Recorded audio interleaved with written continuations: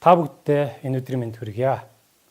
Монгол Улсын ерөнхий сайд хүрэлцэхийн тэргүүлсэн засгийн газрын өвлөж авсан өрийг та бүгдэд танилцуулж байна.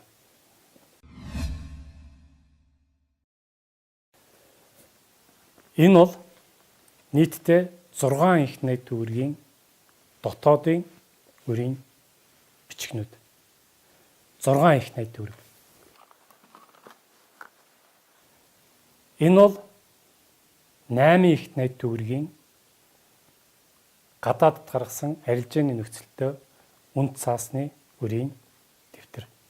Энд бол нийтдээ 440 өрийн бичиг байна. Нийт өртөх нь 6 их найт төгрөг.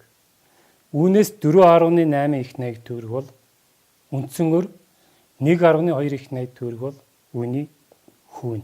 Нийлээд 6 их найт төгрөг төлөх ийм үүргийг хүлээж авсан.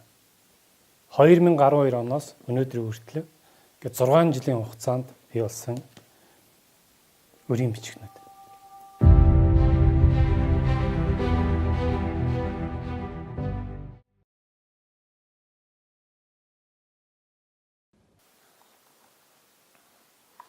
Хүрэлцэхийн засгийн газар байгуулагдсанаас хойш нийтдээ төлсөн өрийн хэмжээ энэ.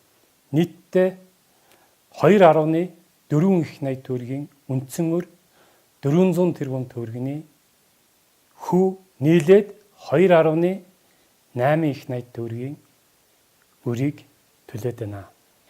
Эдийн засгийн буруу бодлого явуулж энэ өрийг бий болгоогүй байсан бол энэ их хэмжээний мөнгөөр 2.8 их найт төгрөгөөр Монгол Улсын бүтээн байгуулалттай холбоотой мөн Монгол Улсын ард иргэдийн амжиргаанд нөлөөлөх үс хэмжээний олон асуудлуудыг шийдвэрлэж болох байсан гэдгийг та бүгд ойлгож байгаа хаа.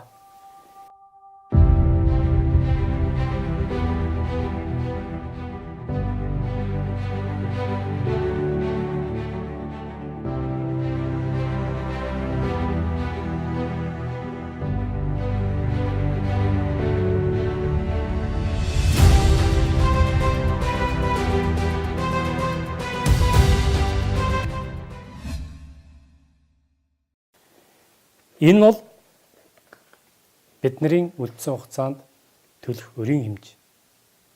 Нийтдээ 3.2 их найт төгрөгийг бид нар бас төлөх үүрэг хүлээж байгаа.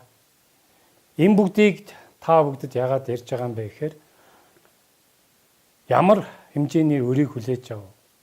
Хүрэлцэхийн засгийн газар энэ өрийг төлөхийн төлөө яаж ажиллаж байгааг та бүгдтэй ойлгуулахыг хичээсэн юм аа.